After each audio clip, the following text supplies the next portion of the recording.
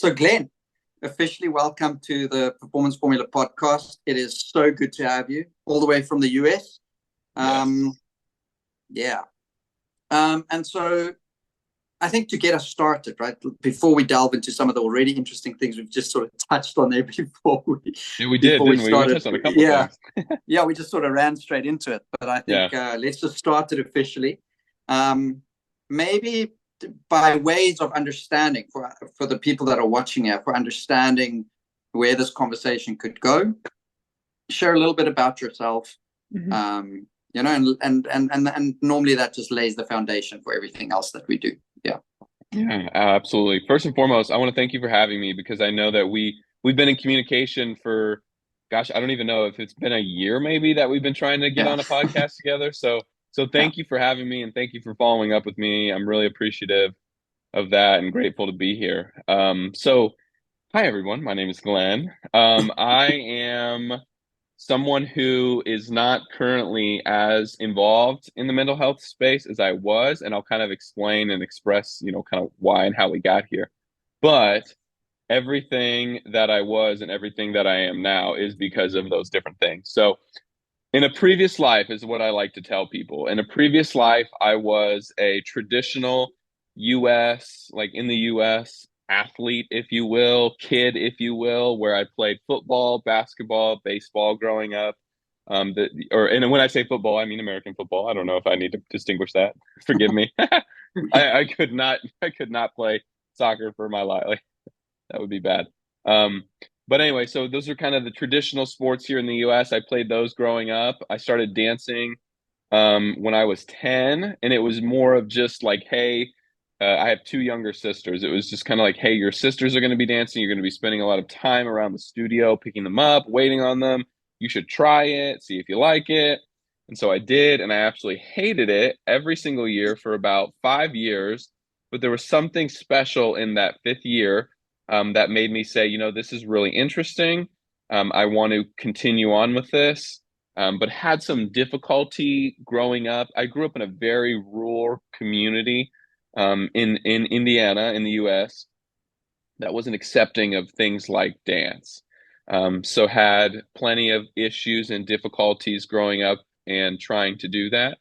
But nonetheless, transitioned to a ballet studio when I was 16 because my teacher told me if you want to be any kind of dancer, you have to get good at ballet. And I said, okay, cool. And so I did, and I fell in love with it. I had the most wonderful teachers ever that I still credit so much of my passion for dance and the arts and those types of communities to. That took me to Indiana University here in the States.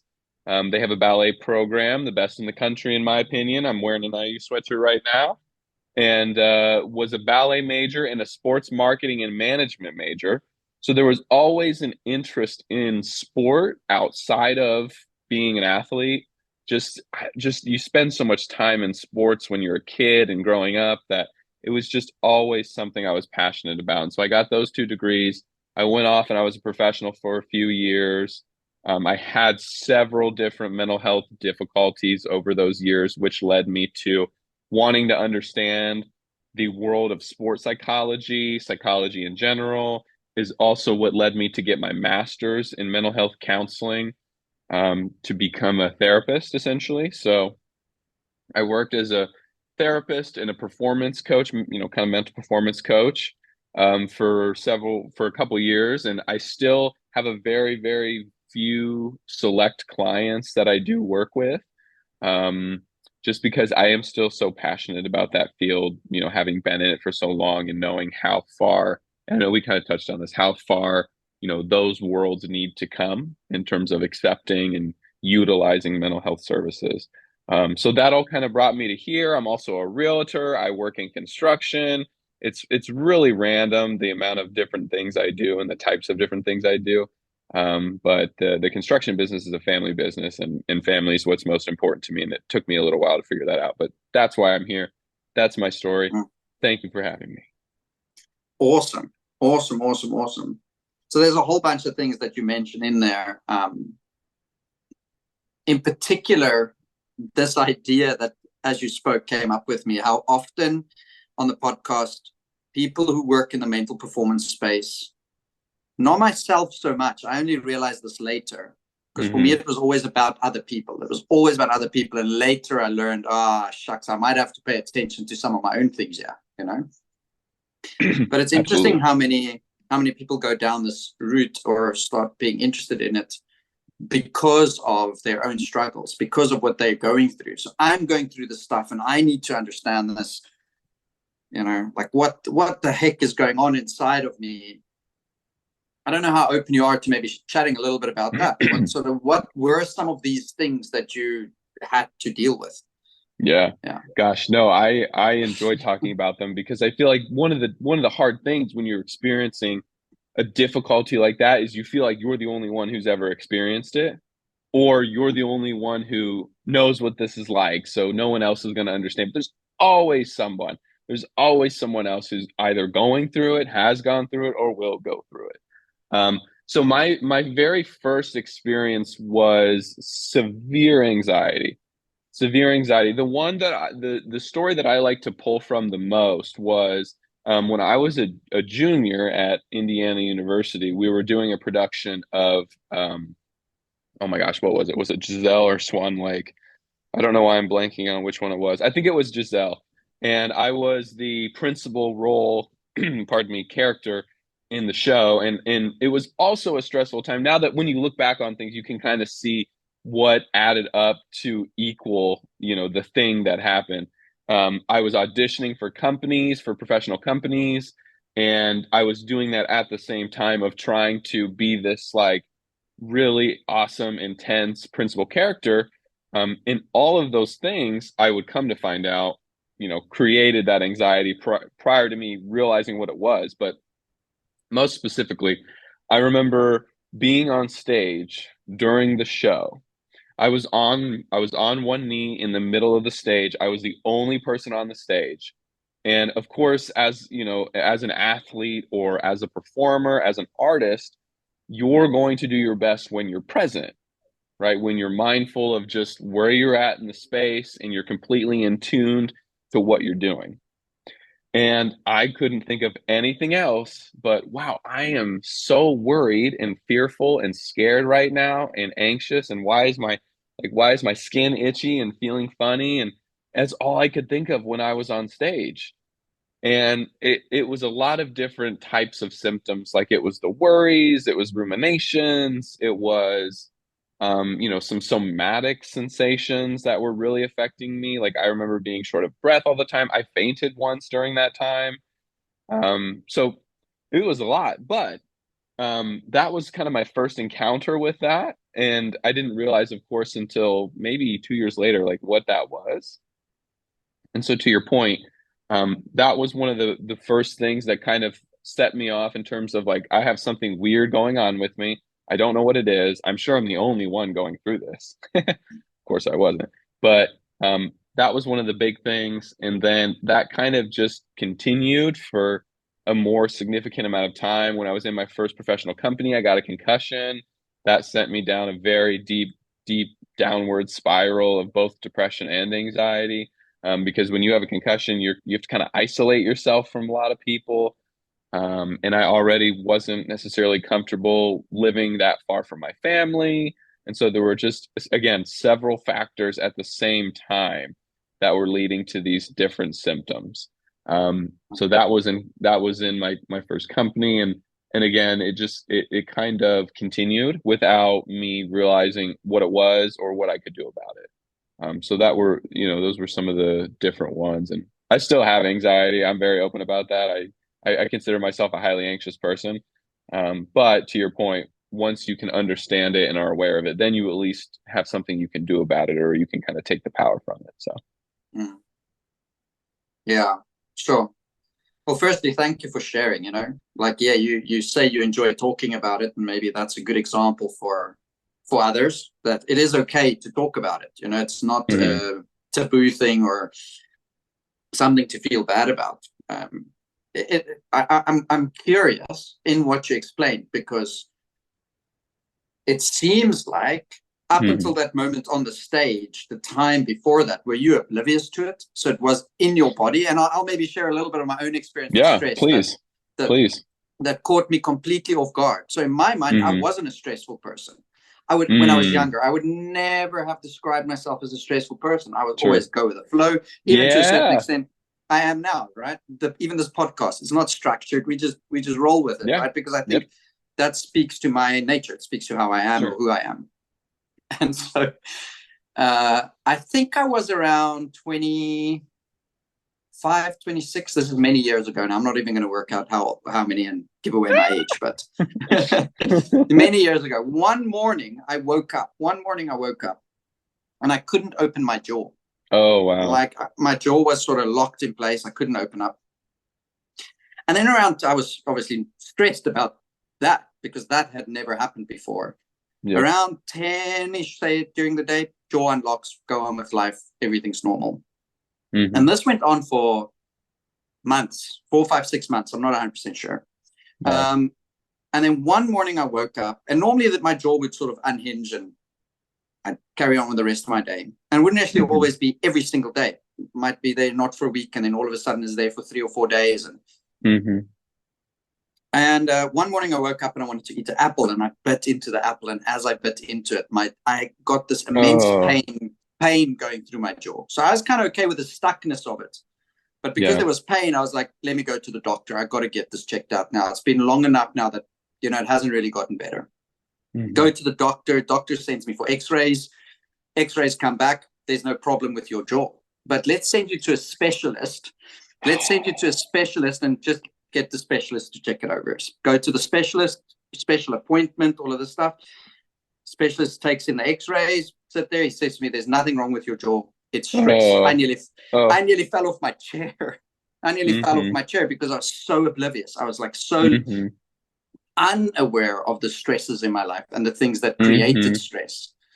Right. So I don't know, was it similar for you? Similar sort of experience that up until that moment, there was like no awareness of it. Yeah.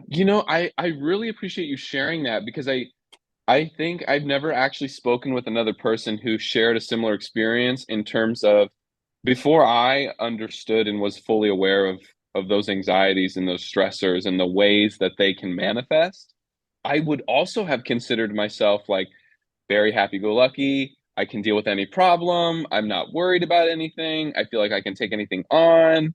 You know what I mean? And so it's really fascinating to hear you say something similar in terms of like I was oblivious to the ways my body was deciding to hold this stress. Like absolutely same way. Like I had no clue. I would have probably never considered myself to like be sad. Like I was never sad. I was never worried. And then all of a sudden, boom, like this one thing happens, and holy moly, there's a whole world out there of this. Like people experience this all the time. Oh, this is awful. So yes, I had a very similar experience. That's so fascinating to hear yours. What did you, I don't know if you feel comfortable sharing or if you've already shared on this podcast, forgive me. Like, where did you go from there? So for me, well, the doctor said I've got to put a sticker on my steering wheel. This was one of his tips.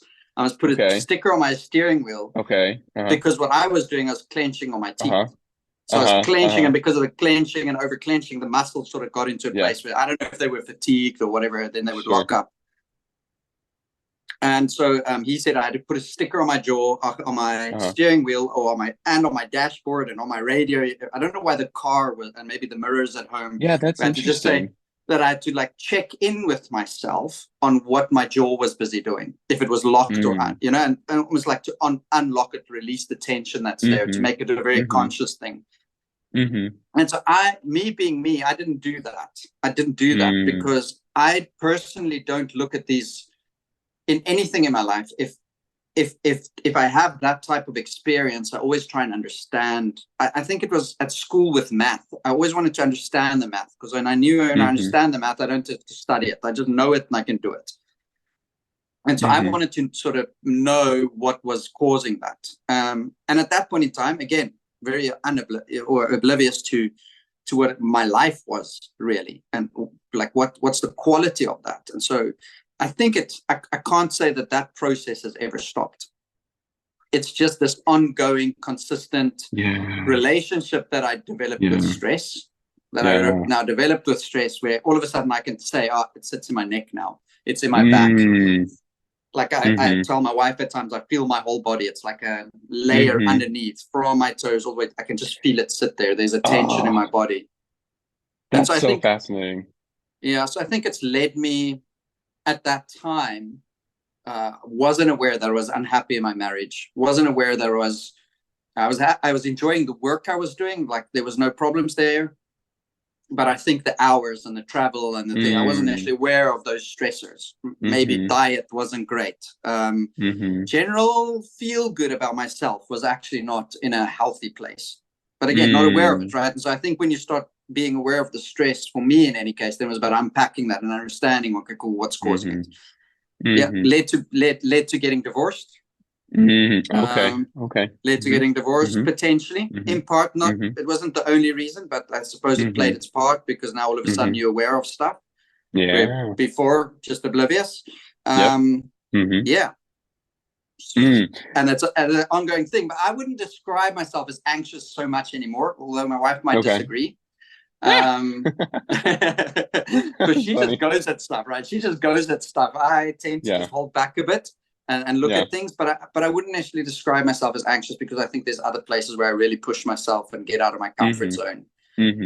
Yeah. How did you go about it? Well, first, I think that's really fascinating, the way that you frame that as something that's always ongoing.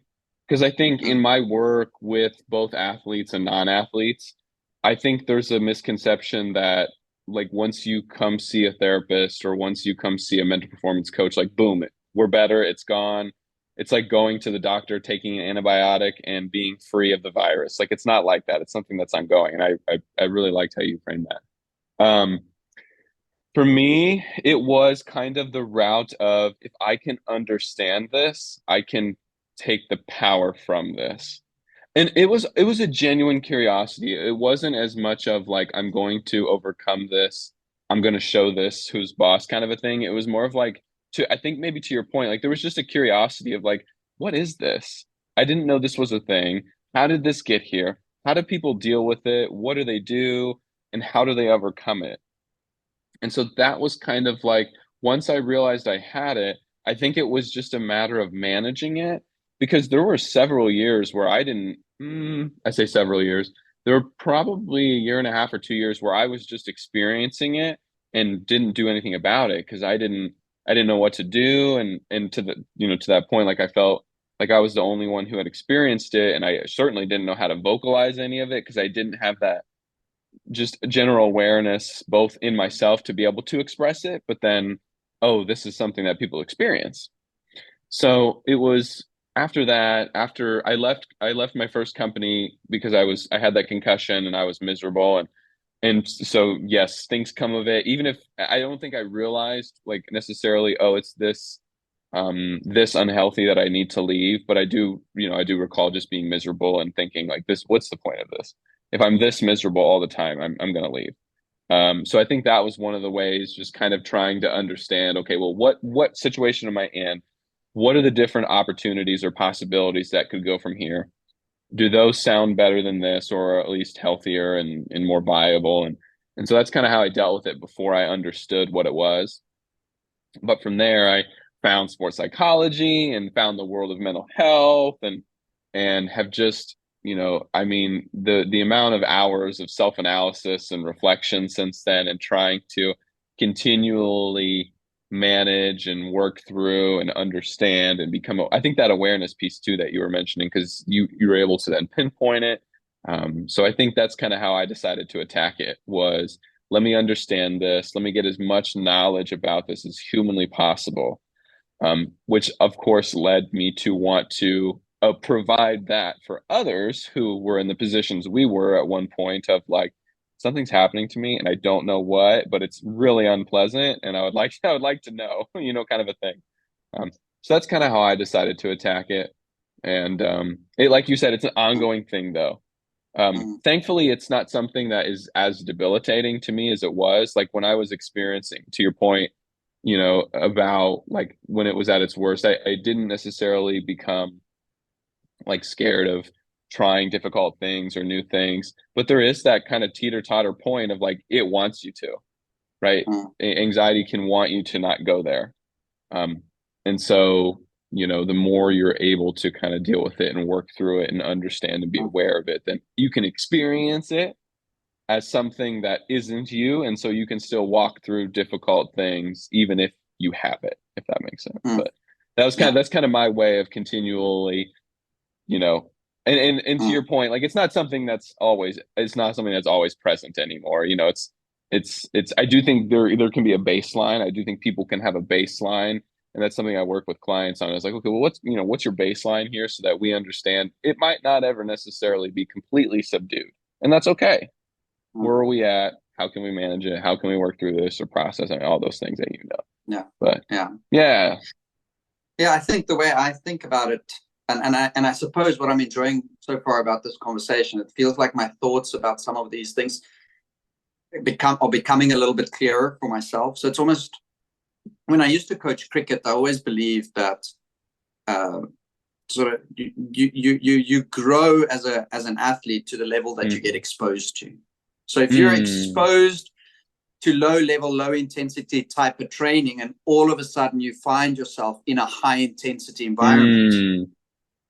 that exposure to something that demands something different of you will freak your nervous system out. Oh yeah. In Mm. all likelihood, it will. And Mm-hmm. so I think as you were speaking, I was thinking maybe one of the things that's important to mention in this conversation, if people are listening, especially from my point of view, is that I think we all have anxiety. It's Mm-hmm. just that our Mm-hmm. tolerance for it maybe sits at different levels, and Ooh.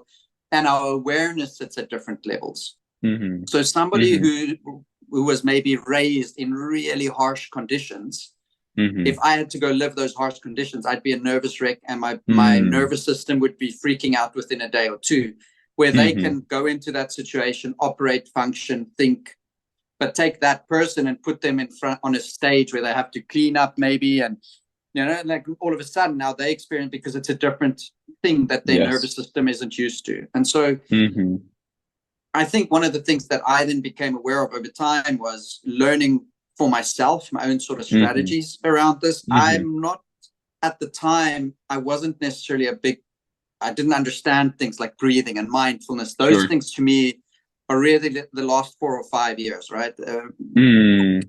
That I really sort of got into them and started practicing them myself and things like Mm-hmm. that. So Mm-hmm. a lot of my anxiety was more from sort of the mental performance stuff I Sure. studied initially, was to ask questions about it. So if there's like this stress in your neck and I feel it in my neck, okay, cool, what's that about? And almost like have a bit of a Mm-hmm. self conversation. Oh, okay, cool. Mm-hmm. Yes. I'm stressing about this client I've got to go see, and there's Yes. something big I'm expecting there. Okay, cool. Well, can I reframe that or look at that in a Mm. different way to just allow me to go in there? And Mm-hmm. normally that alleviated sort of the tension. More recently, sort of got into mindfulness, breathing, Mm-hmm. and using that. So getting into the physiology, right? Because then you Yeah. work, in my mind now, you're working the problem, if you want to, and it's not Yes. really a problem.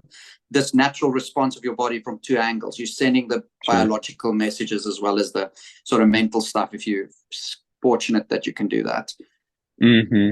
Mm-hmm. And then, yeah, and so I think very recently was the first time since then that I had the awareness for myself. And if I say very recently, it's as recent as 2 weeks ago. I sat and I thought to myself, I think I can use this energy. I think I can actually use this. I always tell people, I always speak to athletes, emotions, just energy Mm-hmm. to your body. And if it's nervous or if Ooh. it's motivation, you can use it. You can utilize it in Oh, I some like way. that. And I think it's an easy concept to understand. And I feel like, hey, I've been working with my stress and my anxiety for quite a period of time, more Mm-hmm. than 20 years now, or just short of 20 years. And I only clicked that now. I only clicked that idea now. Great. Hey? Oh, thank you. No, I Yes. only shoot this idea that, yes, this is energy and I don't have to let it get me down. I can actually say, okay, cool, but Mm-hmm. what's the action Mm-hmm. that can come from this? Yes. What's the step Yes. I've got to take, Yes. I Yeah. think that's brilliant because then I think you're doing a lot of really great things there. Like I think to the point that you made, you're able to frame it differently to where then it's like potential power as opposed to something that's a problem. Mm. And I also really enjoyed your ability to, I think that awareness component that you were mentioning is key in the sense that like we can't work to, and to your point, it's like maybe it's not a problem, it's maybe we're not fixing things, but we can't fix something that we're not aware of. And so I liked how you said, okay, I'm experiencing a lot of stress. First of all, how am I experiencing it? Where's it coming from? Same thing. I think this past week I've been experiencing more stress than normal, and I've been able to say, okay, where is this coming from? Why is it heightened? What's kind of the missing piece of this equation? And for me, it's been preparation for something I have this coming week. Oh, I'm not prepared enough for this thing. And so to your point, yes, my nervous system is like, you're not ready. And then it kind of kicks in the self-talk too of like, you're not ready. This is going to be horrible. We're going to fail at this. They're going to think you're crazy for wanting to do this, whatever, whatever. But you can't attack any of that unless you have that awareness you were saying. And so I think I loved how you illustrated that because you were able to like pinpoint where you were experiencing it, what it was from, and then it sounds like you were then able to I think you said frame it in a different way to feel more oh, why am I blanking on the word I'm looking for? I don't want to say empower over it, but I can't think of a better word right now. But just you were able to control it better. And I'm wondering too from that, like, was it that reframe strategy, or was it like, okay, I have to reframe this, and then I also have to take an action, or like, what was it for you? Well, I think the first thing that I thought there was, as you were speaking, is you can't bullshit your brain, right? Oh my You gosh, can't you no. can't bullshit it. So when the Yes. idea of reframing it can't just be, oh, okay, well, I'm going to think positive, because Yeah. you can't in my mind, you can't bullshit Nope. yourself through those Nope. steps, right? So you've got to find Yeah. the new idea, the new or Hmm. different Yeah. idea or concept in your mind to hold on to, Hmm. that fits for you, that Yes. works for you, that's true and Hmm. authentic to you. Hmm. And so sometimes that could take weeks. Sometimes it could take weeks. Hmm. Like the stress just sits there and it sits there and Hmm. sits there. And okay, cool. I know it's about this thing, but I'm not yet finding the solution. I'm not yet Yeah. having that. I'm not Yeah. yet. So Hmm. Hmm. Hmm. yeah. And I think the action can normally the action could have only come afterwards. I think for me now, Yeah. this idea of the action is more recent. It's a very recent awareness where I go, okay, cool, hang on. I don't have to just Hmm. understand it, and I don't have to just Hmm. spend that time. I can Hmm. also go, while it's here, Hmm. while it is Hmm. here. Hmm. So to your example, maybe preparation for next week. Now I can sit and stress. Yes, that self-talk can Yeah. start. The negative self-talk can start, and then it leads to inaction. Normally, it leads to me Hmm. sitting on the Yeah. couch, binge Yeah. eating Netflix and chill, or whatever it might Anything be, versus else? saying anything else to try and get rid of the feeling, versus saying, okay, but Yeah. hang on, if it's about preparation for next week, what's the one thing I can do to Yeah. be more prepared for next week? So you actually Yeah. use it as the energy Hmm. to take the step. Hmm.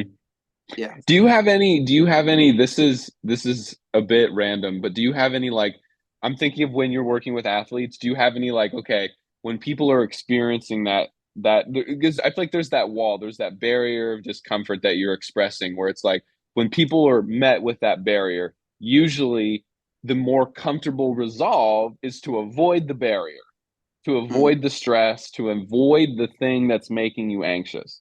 So, like mm, for instance, when I'm working with an athlete, or even I mean, I'll use this too. Okay, 3, 2, 1, let's go. Like what's your kind of, or I don't know if when you mm. work with athletes or your personal way of when you're met with that barrier, are you implementing then a reframe to get you through the barrier to the stressful thing so that you can do it? Are you using like that's kind of the way I was thinking of it is like 3, 2, 1, let's go is kind of how I try to frame Yeah. it sometimes of like let me forget real quick about this barrier and let me Yeah. implement this mantra or the saying Yeah. that I know Yeah. leads me into the thing because once you get going, it's not bad. Once you Yeah. start working on the stressful thing or whatever it is, you're good. You forget all about it and then you're like, why did I take so long? So I don't know if you have any thoughts on that. Um, I think if I'm working with clients, normally it is the awareness first. As you said before, nothing's going to change unless we become aware of it. So they would just say, I'm stressed, I'm freaked out, and I feel like I want to run away. Okay, great. Oh, yeah. You know, okay, great. So you're feeling that, you know, so what's that about? What's it about? Let's understand that. And then I would normally not suggest how to take the action, but help them create their own. So I know something like that. Oh, 3 to 1 sure. go. Yeah, something like 3 to 1. I think it's Mel Robbins. I think part of her thing is that there's no motivation. Yeah, there's no motivation. You know, like count down, 5, 4, 3 to 1, get up and do the thing you need to do. Right? Don't wait for motivation to come. So I think for me, in my work, the way I approach mental performance isn't, sure, it's nice to have hacks and tips and things, but it would normally be to see what can they come up with themselves that fits for them. You know? Absolutely. Well, and it's different for everyone, and so that's a great point, because it's not a one size fits all thing. Yeah. So. Yeah, no. So I'm loving this conversation. I'm really enjoying you asking me questions too. But sorry about that. You've got my brain wandering, thinking all these things and being curious about what you do. No, and it's all good. You know, like I at the same point in time, I'm going like, this is not Glenn is interviewing Jody podcast. Sorry about that. No, it's all good. No, it's all good. And I think this.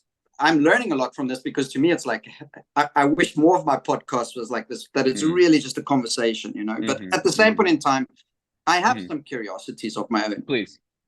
So you're anxious, right? You're in this sort of place, and many athletes experience this, and many parents see their athletes experience this, and many coaches see their athletes experience this. Like, so you're there, right? You're experiencing this, but you're still on stage. You're still doing your thing. You're still in spite of. Like, what, I don't know if you're able to just explain more of that experience, you know, like, I think we went sort of before the time and the obliviousness, but now, okay, I've had this moment. Now what? Now that I'm aware, like, what was that real journey on stage, maybe in the performance type stuff? How was that, and how did that play out?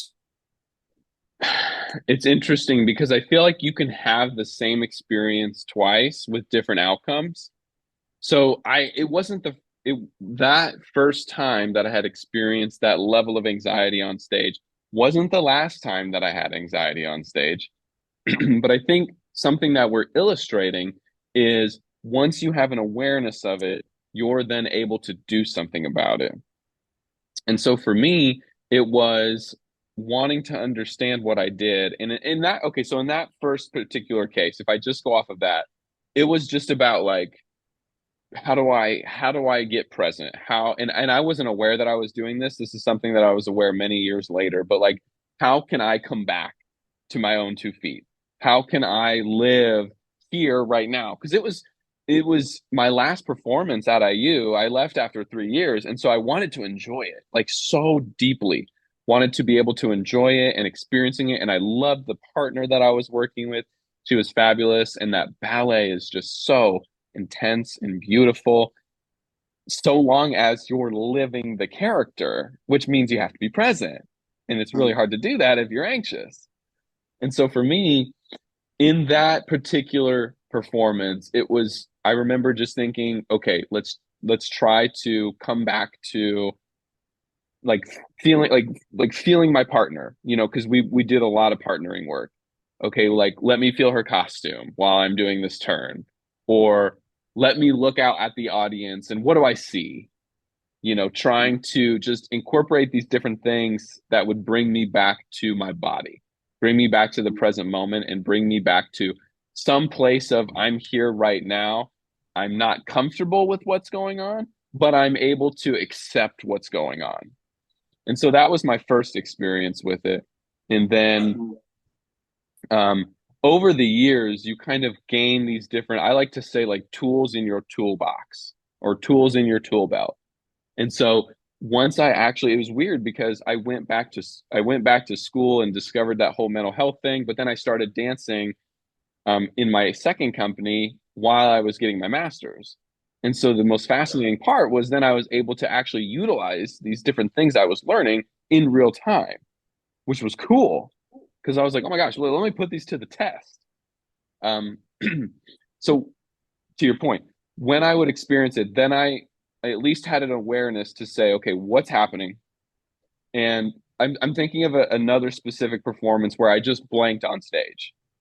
Like I just completely, it was a guesting. So as a ballet dancer, often you're asked to come appear in other people's performances, and do, like usually big roles is kind of like what you would get asked to guest. And I was doing my very first guesting and I was nervous as heck. I had never done one before. When you're doing a guesting, there are a lot of like mysteries, like where am I going to sleep?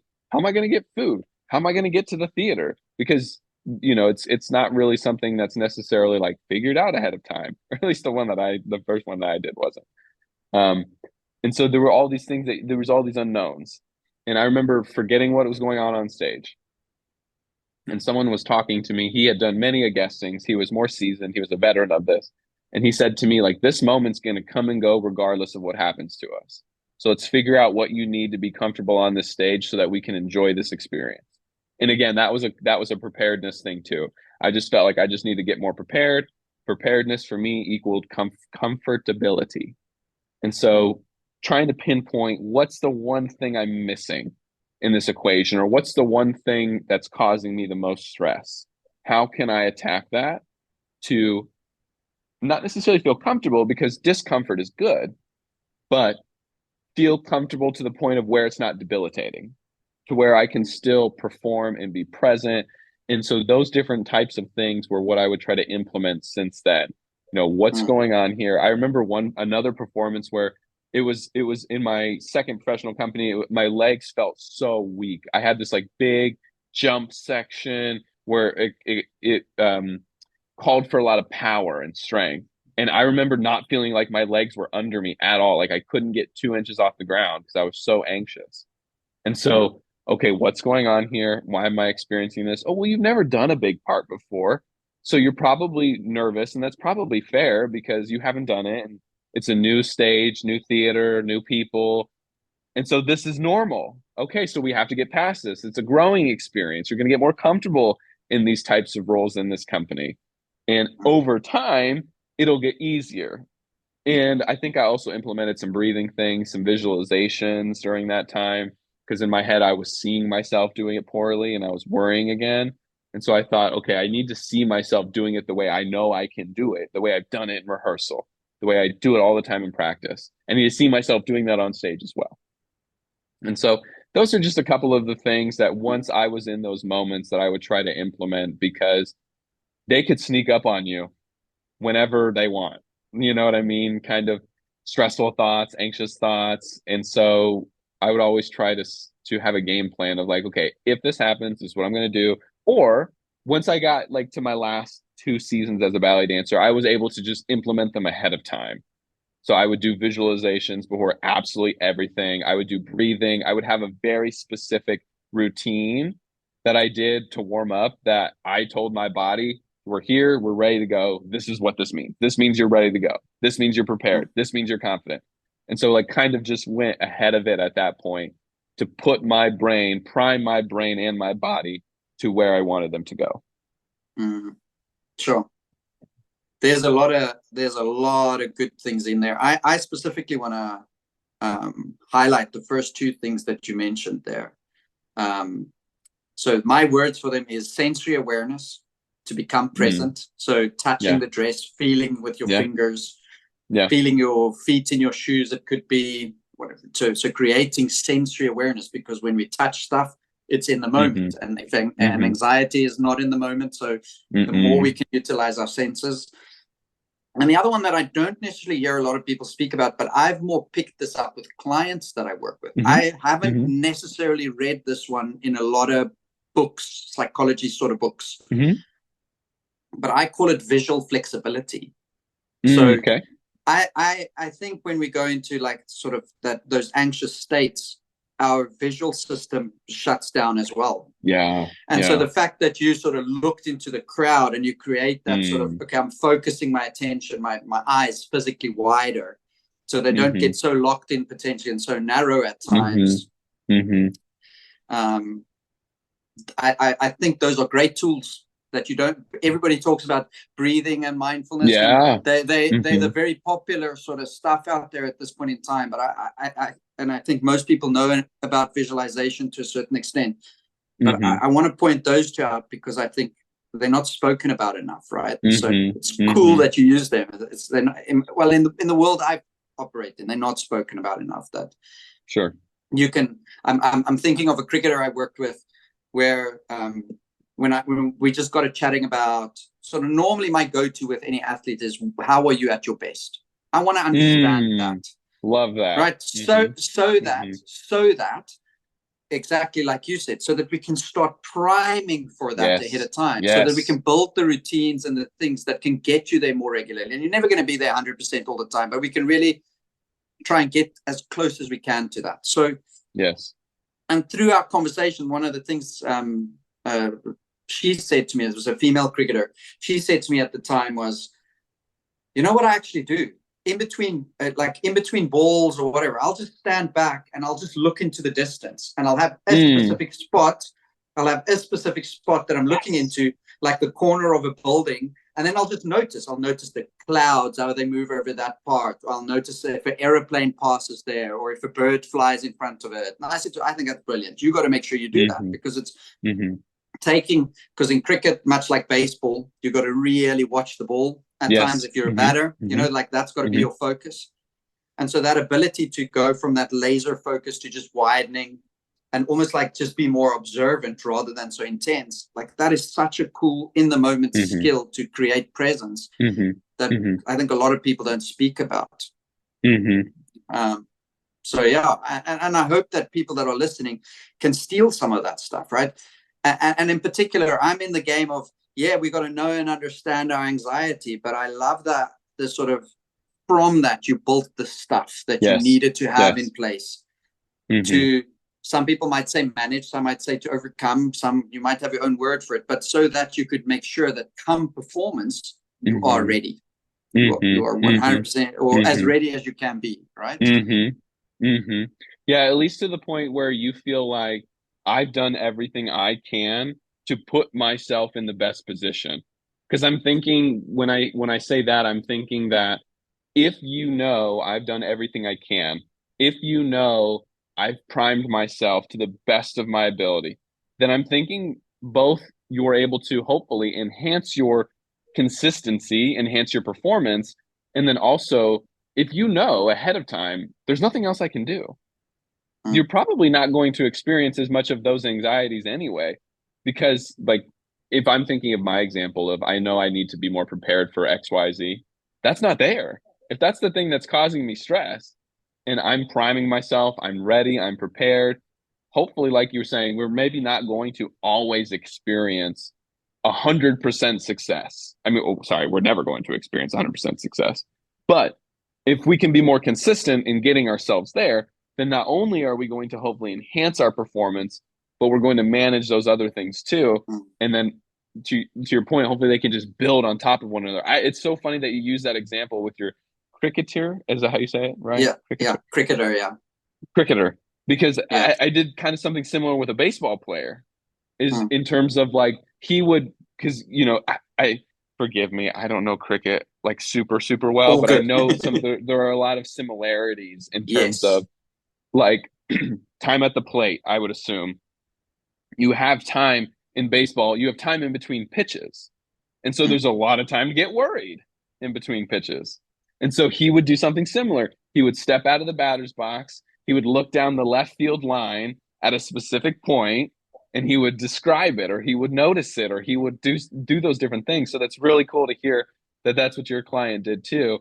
Because yes, I think especially in baseball, like, you have to be so focused that if you're experiencing any sort of anxiety, like, that's going to blur your vision. That's going to make it hard to see the ball in real time. Like, there's a lot that could go there.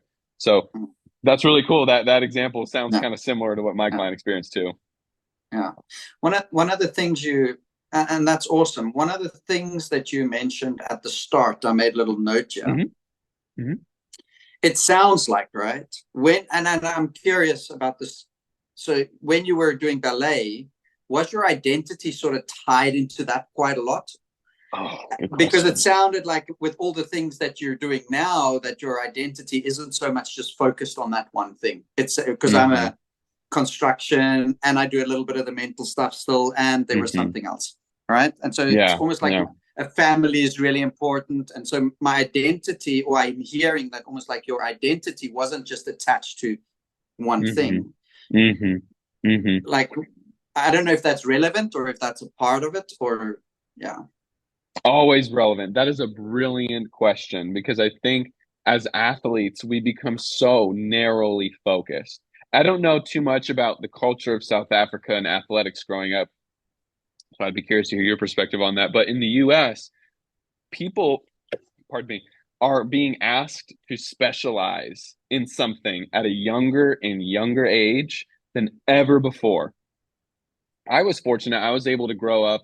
It wasn't as intense in that sense yet. It was getting there. But now it's like you need to specialize at an early age. And if you don't, you're far behind. But yes, okay, so to your point, that was one of the most difficult things for me, was my identity when I was in college studying ballet. I was still studying sports marketing and management, but I was more so focused and tied to the success of my identity as a ballet dancer. Like that was my goal, was to be a professional ballet dancer, and that was the identity. Once I got there, I'm a professional ballet dancer. The difficult thing in that was I didn't understand the discourse I was experiencing until later, but I had always had so many interests growing up that once I was told, as a professional ballet dancer, this needs to be your whole life. You need to eat, sleep, and breathe ballet. I was like, whoa, whoa, whoa. I love sports. I love American football. I love I can't even remember what else what I was interested in at the time. Like sports broadcasting was something I was interested in at the time. And I didn't like having to focus my identity on one thing, even though I understood maybe that's what it took to be successful. So yes, to your point, I think that was something that was major for me. Was I was not content with having my identity wrapped up into one thing. And the further you go into it, I almost feel the more intense and in concrete that identity becomes.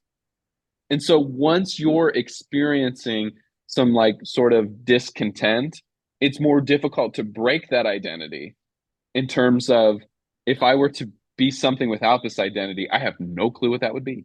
Like I remember thinking I would be wasting my life if I quit ballet now, because of how much time I put into it, because this is the thing that I put the most time into. And so if I didn't do this, number one, I don't know what I would do. And number two, it would be like a death of an identity almost. And what does that look like? All this time, this money, this blood, this sweat, etc. It would just go to waste. And so yes, I think that, and I think that was one of the turning points, was when I felt comfortable like living in this world where I had multiple identities, and understanding, okay, an identity isn't just a profession. An identity can also be, I'm a family guy. I love being around my family. I love being with my dog. I'm a dog person. This person's significant to me, etc. And the more I developed those other identities, the less I felt attached to the one that was giving me the most difficulty. And so, yes, I think, and I also have a bit of ADHD, so my brain likes to do different things at a time, and it really fulfills me. Like it feels really good to be able to do that. And just having more identities also doesn't necessarily, make or break one. If it works out, great. If it doesn't, that's okay. I have all these others. And so, yes, I think to your point, that was something that was extremely significant to me, and then to continuing to be okay with developing. I'm cool with developing multiple identities, even if it means like I'll go a little slower at progressing them, because I have so many. Yeah. No, and awesome. Like really cool, because I think for me it it was tough because I put my whole identity into being a cricket coach. Yeah. I decided at the age of 16 to be a cricket coach. I had good You enough knew. marks. Yeah, I had good enough marks to become to go to university and study. I gave all of that up in pursuit of being a cricket coach. At that time, it wasn't a career. When I told people I was going to be a cricket coach, they would go like, what's that? Like, is that a real thing? I always tell the story, and there's no ill intention in it. My dad told me I'd be better off packing bags at a shopping center, than doing this job, because it was just so not a thing. Yeah. Yep. But my mind was set on it, and straight after school, I just started coaching. Started getting coaching qualifications, and so everything was tied into that until after about 14, 15 years of coaching cricket.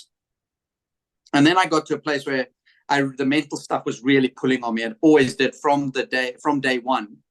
Found an opportunity to go study, and the identity shift to go from I am a cricket coach to I am a mental performance coach to 10 years for me.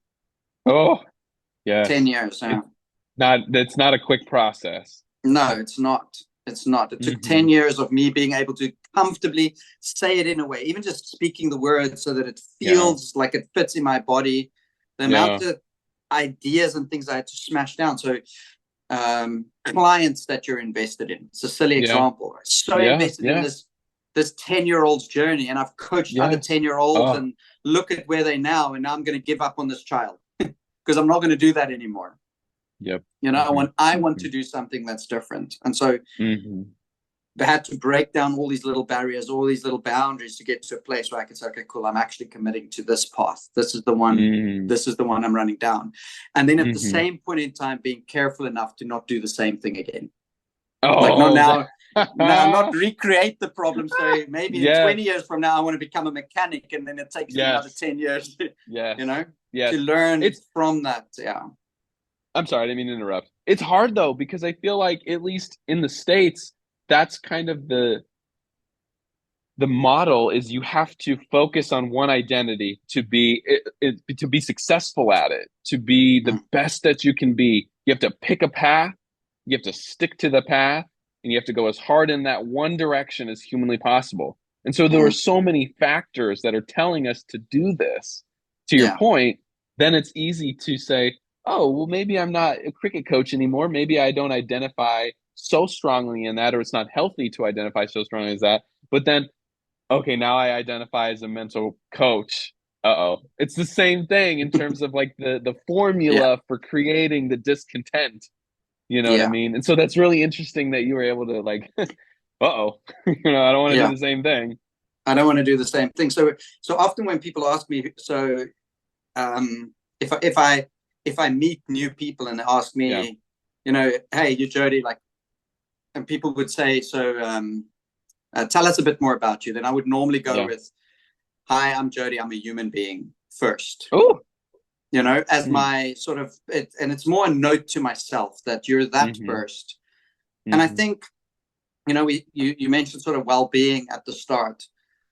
I'm not necessarily that well-versed in it, but what I've, in the intricacies, say, of the psychology of it and things like that, and what all the problems can be, etc., etc. But I think if I look at my own life as an example for me, what I've learned is the first biggest thing was this idea that you've got to be careful with your identity. If you attach it to one thing, and your sense of self, your sense of worth, then is attached to that one thing. So yes, like you say, plug into the path, try and become as good as you can. But what if you're not that good at that path? Now are you constantly evaluating your sense of self against that? And if that thing says failure, failure, failure, then it's easy to start thinking I'm a failure. So absolutely. Like separating the ideas of who I am versus what I do. I am not the things I do. I do these things and I can succeed at them and I can fail at them. I can do some really well. Like me, I can't cook. It's something I'm not skilled at. But does your wife? A human being in, she does. Brilliant. Okay, as long as one person does. Yeah. But put a cricketer in front of me, and I'll be able to within 5 minutes tell you where they're at, roughly what needs to happen here, where they need to go, right? Yes. And so I think that's a big thing for me, is this ability to not take the things I do so seriously. Then the second thing that I think was a big thing for me, and this was about 3 years ago, I went on we decided to move to where we stay now from Joburg, the hustle bustle. I had a cricket academy there. We had about 120 kids come through the academy every week, 6 or 7 coaches working full time. But it was 7 days a week coaching, hardly got to see my family, hardly got to do the things I enjoy. And so we moved to the small town. And financially, huge hit. Like went from earning fair amount of income to literally earning nothing. And a lot of my fears, a lot of the things that I would have been anxious about in Joburg, I feel like I purposefully, consciously put myself in there to go, okay, cool. You have worries about money. Okay, well, let's go see what it's like if you have no money. Let's see what happens. Okay, you're worried about paying your house, paying your car, putting food on the table. Well, let's see what happens with your family when you have to say to your wife, listen, it isn't. And I don't think it was consciously choosing that, like in that way, but that's what it ended up being. And so it was almost, we moved, because I was finally ready to move. But I knew with the move, there's these other stuff that's going to sit underneath the surface, right? And so I think the biggest lesson for me that I've learned from this, and it's the one thing that I feel like if I can give this to every single human being, not that you can give it to them because everybody's on their own path, but if I could, right, if I had that magic ability to drop an idea into people's heads, it's that no matter what happens in life, you'll be okay. Right? Because it's our inability to see that we'll be okay, I think, that creates the tension. I won't be okay if this performance doesn't go the way I plan it to, that my expectations. I won't be okay if I lose my job. So you know what? I'll just hold on to the sucky job. I won't be okay if I have to shift into a different career. You know, like I won't be okay. But actually, by doing that, you learn that you'll be okay. And then I think we're more okay with how life sort of ebbs and flows around us. Because life, I mean, COVID came, and one of my biggest thoughts was, you see all these, because I mean, I'm sure it's similar there in America, but you know, you get to the coast, there's all the wealthy people that builds their house on top of the hill. They come to it once a year for holiday. And so we drive past all the empty houses here at times. And I just go like, that's a sandcastle, man. Like that's all that is.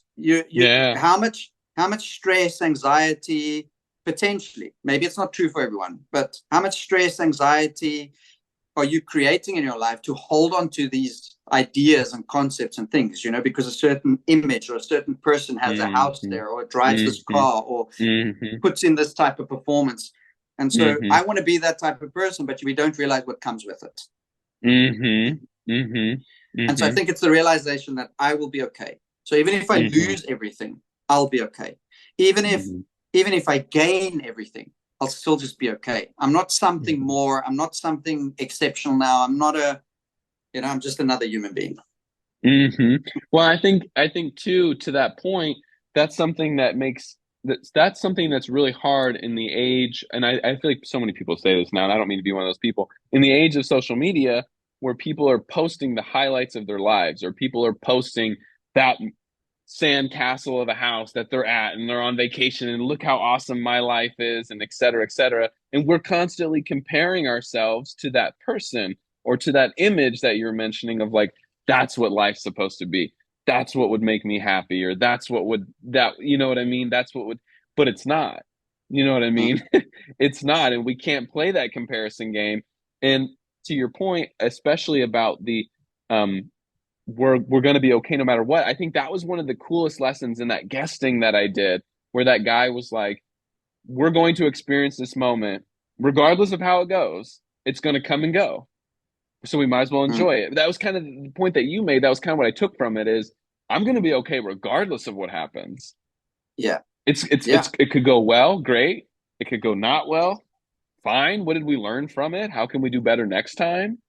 And I think that was the lesson, is like, I'm going to be okay no matter what happens. I'm going Yeah. to be okay. I'm going to learn something. I'm going to hopefully have some fun, et cetera, et cetera. And then I did. Once I Yeah. was able to reframe it in that way, I had the most fun. You know what I Mm. mean? And so it just took that little shift of, I'm going to be okay. It's all Brilliant. going to be okay. What can I do? What Yeah. can I control in this situation? Mm. And knowing, to your point, I'm going to be okay. It's going to be fine. Yeah. This Yeah. moment's going to come and go. And so I think that's such a good point. Yeah. Yeah. In ballet, is there like if you were performing at your best, right? If there were moments like that, Mm-hmm. what was that experience like? Mm. I can imagine, like, you Yeah. watch. I don't know if you watched a lot of them. I think of some. I think Black Swan was the movie, which Yeah, was a sure. ballet, Yep. Mm-hmm. movie. So a lot of my, Mm-hmm. I suppose, perception about it is informed Sure. by this Mm-hmm. cutthroat, tough, Wild movie. like, like, you know. Yeah. Mm-hmm. But I'm sure you want to stand in front of these people. You want to be on that Sure. stage and perform. I'm assuming Mm-hmm. there's a part of you want to entertain. You want to Yeah. convey that emotion and that message of that character. When there Mm-hmm. was moments like that, like what was that like? What was that experience like? The most ironic thing is I didn't experience that to the fullest until my last performance, until it was like my last set of shows.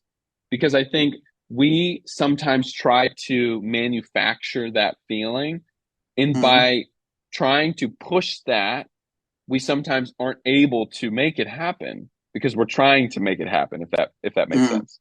We Complete want it to sense. happen so bad that it's fleeting. We can't actually get to it. And maybe that's like the expectation thing that you were talking about too. If we have this incredible expectation of what this moment's supposed to feel like, what I'm supposed to convey, et cetera, then it's almost like we can never actually attain what we want to attain. Mm. And so in my last shows, I did Swan Lake. And so it's funny that you said the Black Swan. It's ballet world is kind of crazy. The way I like to think of it is every world, every job, every profession, every person has their stuff.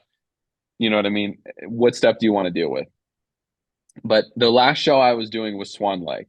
And I had at this point I had stepped away from ballet maybe two other times just because of wanting to experience other identities, being interested in other things, being really I had a love. I used to say I had a love-hate relationship with ballet, just because of it brought me so many highs, but it also brought me so many lows.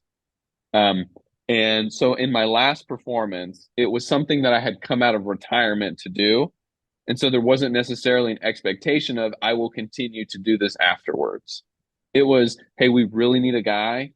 I know it's been a year since you've danced, but that's not too long. And I live like it's the company in Indy here. Like I live here already. They know me. They're comfortable with me. Can you come do it? And I said, sure. And I was excited about it, but there wasn't this like really built up expectation of this is my entire career. I'm staking this performance on. Mm. I'm kind of just doing this because I do have a love for ballet. I do have a passion for this art form. And because that expectation was there where it was, and there had even been discussions of like, hey, you want to keep doing this after? Like you want to and I was like, no, I don't.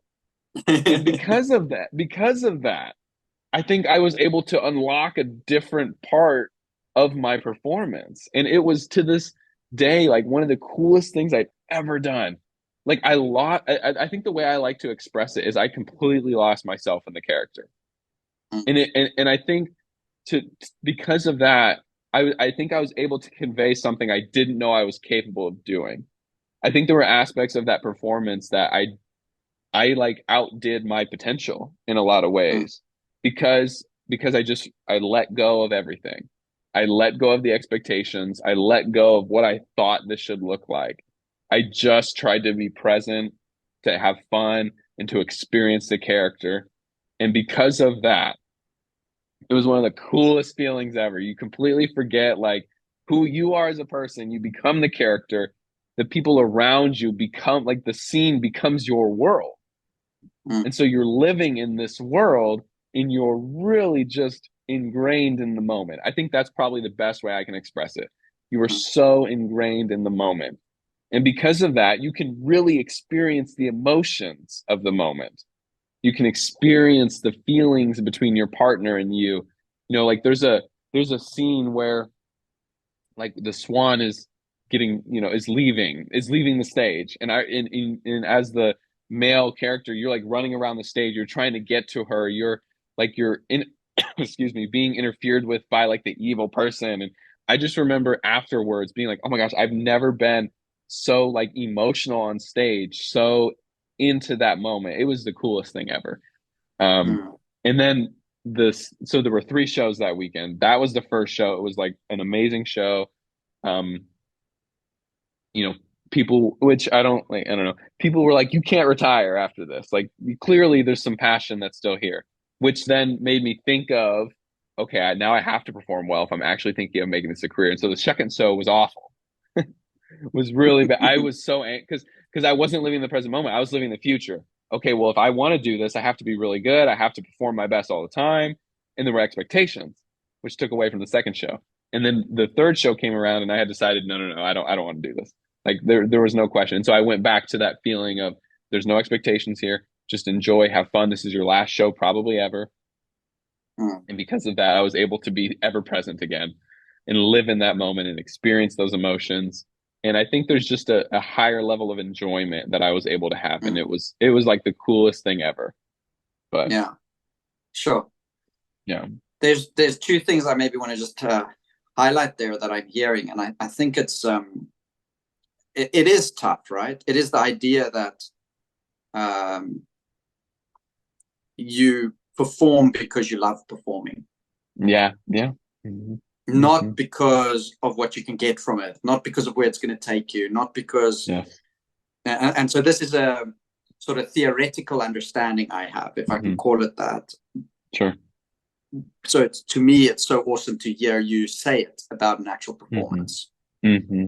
Mm-hmm. Then there's the idea of the process, right? So often we build processes and routines, and I think for athletes, a lot of the athletes I work with at times, they make the process like a checkbox system. Mm. Okay, I've done my breathing. I've done this. I've done that. I feel like this. I think like this. And so they're trying to be in control of it. Where what you explained there, and I'm hoping that sort of athletes can hear this, and parents and coaches can hear this, because it's like really the embodiment of the process, not the checkboxiness of it. Oh. It's the a word that I'm busy playing around with at this point in time quite a lot in my own thinking, is it's the resonance of it. It's the energy of it. And so if I'm checking boxes, what energy am I in? Versus if I'm actually there experiencing doing the steps, not thinking about doing the steps and then being able to go, yeah, I did that. It's about just doing the step and almost feeling the steps more, rather than being so conscious about it. So yeah, freaking, it's I feel like when athletes describe themselves being at the best, it's inevitably these things that they go to, these types of things. I'm not thinking, I'm in the moment. Yes. And then normally I say, so how often do you practice that?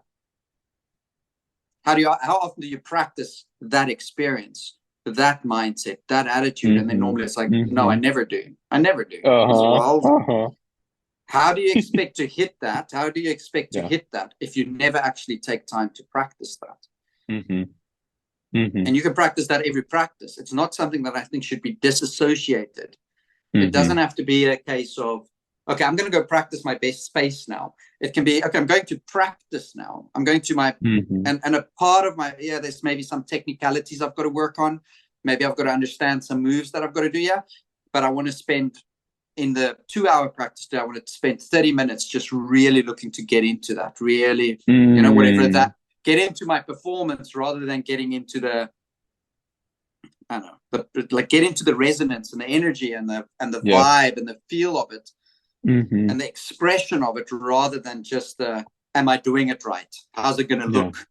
I hope I'm doing it okay. Yeah. I love that distinction, because I feel like people have a difficult time letting go. That's kind of what, when you were saying that, I'm thinking the point that you made earlier about we want to control everything. We want to be able to control everything. We want to always have that power. When in reality, I think what you're saying and what I experienced was most athletes, when they let go and Mm, they just give away to their experience, when they almost absolve themselves of the stress of the control, mm, is when they experience the most joy and when they experience their best performances, when they're not thinking. Isn't that ironic? Like, yes, yeah, that's really hard to practice. Like, imagine that. It's really hard to just let go, especially when, mm, to your point, when we're in a practice, we're working on the technicalities. We're always like assessing, where can we improve? How can I get better? Where am I doing maybe not as well? And so in a way, it's ingrained in us to have to always think of those things, you mm, know? And then and so when you were saying that, I was like, wow, I never thought about that. What if I would have went into a rehearsal just saying, I don't really care how this looks. I'm just gonna go for this one time without worrying about that. And let's just see how it goes. Let's just mm, see. That would have been interesting. I never thought to implement that. But that would have been a fascinating experiment to mm. try, just to Yeah, practice that ability to let loose yeah, and not worry about how I look. Just let's yeah. just try this. Yeah, so I think that's an awareness I had a couple of years ago where so cricket is a very technical game also by its Mm-hmm. nature. It's and it's easy to go on social media and just try and find the next tip or just the next hack or the next just the next thing that will raise your game. So recently I had a conversation with a client, and one of the things he explained to me was that their coach was wanting them to do what we call a trigger movement in batting. So it's sort of normally it involves a physical movement. So it's a movement of the feet, maybe a movement of your hands, which will move the bat. It changes your position. It changes your weight transfer most probably. Gets you onto the balls of your feet so that you can move. There could be a whole bunch of stuff. And he said the coach has expressed to him that then you'll be ready to play. Right. So if you do this physical movement, so if we Yeah, focus on the yeah. physical side of your performance, you will be Mm-hmm. ready to play. I said to him, but what were you explaining to me with where your mind is at and where your emotions Mm-hmm. are at and what you're Mm-hmm. feeling and Mm-hmm. where Mm-hmm. you are, what you're paying attention to, you are nowhere near ready Mm-hmm. to just hit Mm-hmm. the next ball, Mm-hmm. Mm-hmm. and so I think it is this understanding or this ability for me that I'm trying to help athletes with at times, is to say, okay, cool, your sport is technical in nature and there is a skill-based component, but that's not performance. Oh. Performance is something completely different. And if Mm-hmm. we don't make time to understand performance, and as in this conversation, I'm going like, yeah, Jody, this something makes sense to my head now. So I feel so lucky to have had this conversation. That just like I had to become aware of my anxiousness and had to Mm-hmm. learn to manage. So the more I wanted calm and peace in my life, when the anxiousness shows up, the more I work with the anxiousness to get the peace and calm back. Yeah. And so I Mm-hmm. feel like it's a similar process, that if we don't pay attention to how we are when we are at our best, and we don't Mm-hmm. try and aim for that, Mm-hmm. you're not going to hit it all the time. Just like I'm not calm all the time. But when the anxiousness shows up, I can use that then as my tools or Mm-hmm. the sort of vehicle through which I recreate the calm. So by knowing Mm-hmm. and understanding, well, geez, when I'm at my best, I'm actually just expressing myself. I'm actually just in the performance. I'm not there right now. Why not? And so this time it might be, oh, well, I'm worried about the outcome. Next time, okay, cool. So now I've got to pay attention to that and work with that worry of the outcome and position it in a different way or think about it in a different way so that next time Mm-hmm. it doesn't interfere so much. So that doesn't play Mm-hmm. the part that it does to take me away Mm-hmm. from just expressing. Mm-hmm. Mm-hmm. I think that's also really powerful when it comes to thinking that, like, when you were mentioning that moment of I'm not being at my best, or and understanding when I'm at my best, but when we're not at our best, I feel like sometimes we become fearful that that moment will last forever, or that's how I will always experience this moment. And so I think something that you're illustrating really nicely is no, I don't have to experience it this way all the time, so long as I do something differently about it, or so long as I try to understand this moment, as opposed to if we do that. What is the saying? It's like insanity is trying to do the same thing, getting a different result. I don't remember what that saying is or who said it, but Yeah. But we can change this moment by understanding, by becoming aware of both in the good moments, okay, what got us here? And in the bad moments, what's missing? Or what can I add to this? Or, having that curiosity. I think that's a word that's really, really impactful for me, is curiosity. Having that curiosity about, like, what's going on here? What's causing this moment? And knowing this moment doesn't last forever, both good and bad. This moment won't last forever. All moments are fleeting. So in the good moments, how can we experience them as presently as possible? And in the bad moments, to your point, how can we go in with a curiosity and an understanding and an awareness that this moment will pass as well? And I can hopefully, at least if I'm at a, like if I'm thinking of just anxiety and someone tells me they're at a 10, okay, well, in that moment, if you're at a 10, that moment's going to be gone. You're going to be at, a lower number eventually. How can I experience that number at an 8 next time? How can I experience that number at a 6 next time? So I think, just to your point of, like, improving what that low or heightened awareness or whatever it is like. Yeah. Sure. Glenn, what a conversation. What a conversation. Yeah. Who would have thought on a Saturday we can, right? We can co-create a little bit of magic, eh? Freaking awesome. It was. Yeah, I've loved, we're a little bit over time, right? But I've loved so much of this conversation, in particular, your openness to just sharing sort of about yourself, as well as bouncing some ideas, your curiousness about me too. Yeah, if anyone is interested, and I don't know if you're open, right, to people reaching out and having a chat, but if so, what would be the best way for people to get in touch with you?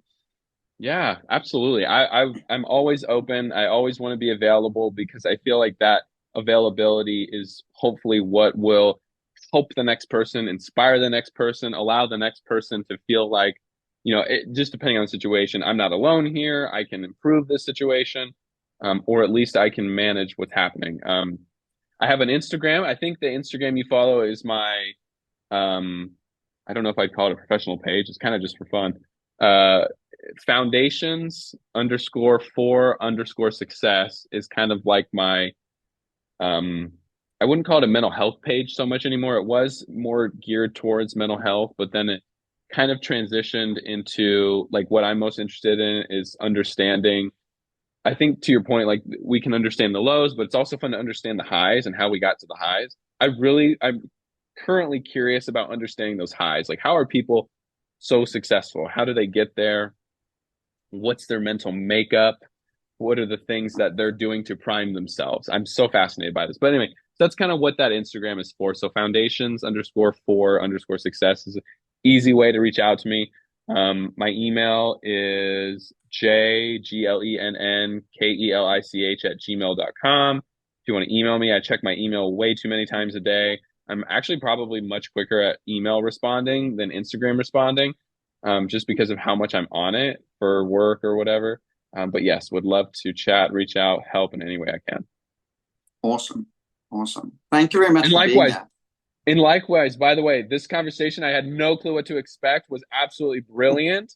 And so I appreciate you and allowing me to come on and kind of throw back your thoughts to me and vice versa. It was really, these conversations are so fun. So I really appreciate you having me. Awesome. Thank you so much. You must have a great Saturday. Yeah, thank you. You as well. Yeah, cool. your Saturday's almost over. It's almost over. Yeah, almost over. Hopefully you enjoy the rest of your weekend. Cool. You too. Thanks. Thank you. Awesome.